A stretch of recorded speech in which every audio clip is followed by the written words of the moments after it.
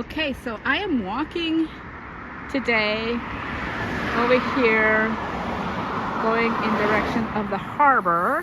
Look at that view. Oh my God, it's so beautiful. It's a beautiful day here in Santa Cruz. And I'm walking down this very windy road with no sidewalks. There's a bike trail right here. But look at this view. It's absolutely gorgeous. And while I am walking, look at that. I am thinking about my next video of my grand life, the story of my life. And look at this, it's just gorgeous.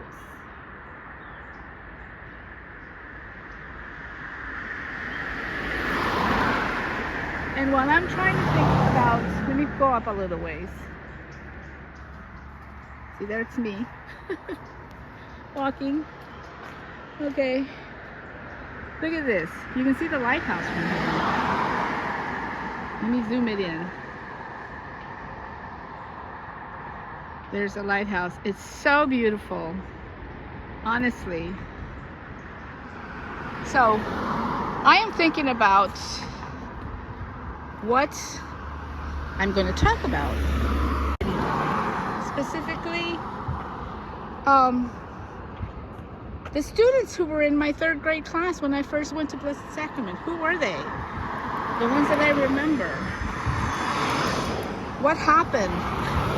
What was our experience together like? Look at that, it's so beautiful. So, even though this is a somewhat trafficked street, it does have a nice walkway that I share with bikers. But look at this view. Just down the street from my house, really. It's in my neighborhood. It's my neighborhood. It's the hood. It's my hood. Mi barrio. Es mi área donde yo vivo ahora. And absolutely stunning. Estupendo. It's fabulously beautiful. Fabulosamente bello. Oh boy. That's what happens when you have a master's degree in Spanish literature. You become a creída hotshot. Sometimes I can't help myself. But it's not a big deal. It's what you want to do with life, you know? What you want to do with the opportunities that you get and how much you want to squeeze the hell out of them. Like oranges or limes. Squeeze the hell out of that lime. And you put the lime in the coconut and you shake it all up. Yeah, look at this. It's around 3:30 p.m. something like that. So we're gonna get a little closer so you can look. The view is still stunning.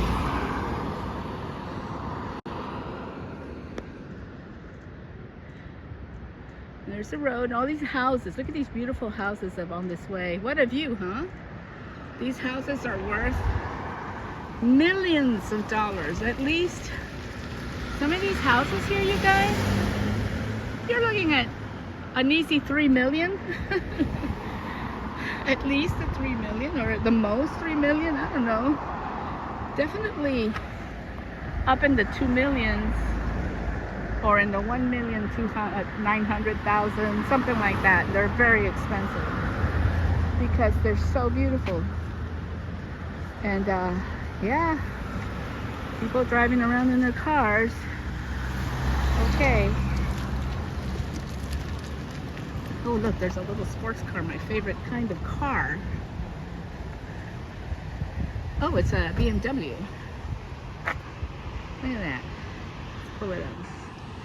Oh, it's the perfect car for California, honestly. These convertible cars are really good deal. Look at this lagoon across the street.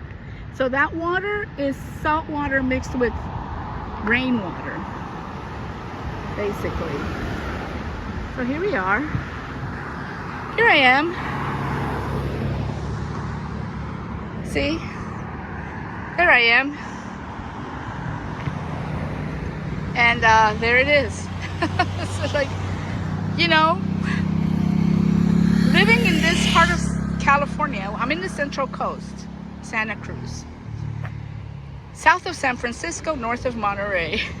This is the Monterey Bay. And we're on the north end of the Monterey Bay. And then Monterey's on the south end, which is way over there somewhere. Anyway, often when I walk around here, look at that. And I see this beautiful area that I live in. I think of that Mary Poppins, no, not Mary Poppins, Sound of Music song that Julie Andrews sang when she's singing that romantic song with her boyfriend, that guy, I forgot his name, who owns all that big house and everything up in Austria somewhere during World War II. She goes something like, I must have had a wicked childhood. I must have had I don't remember what else she says.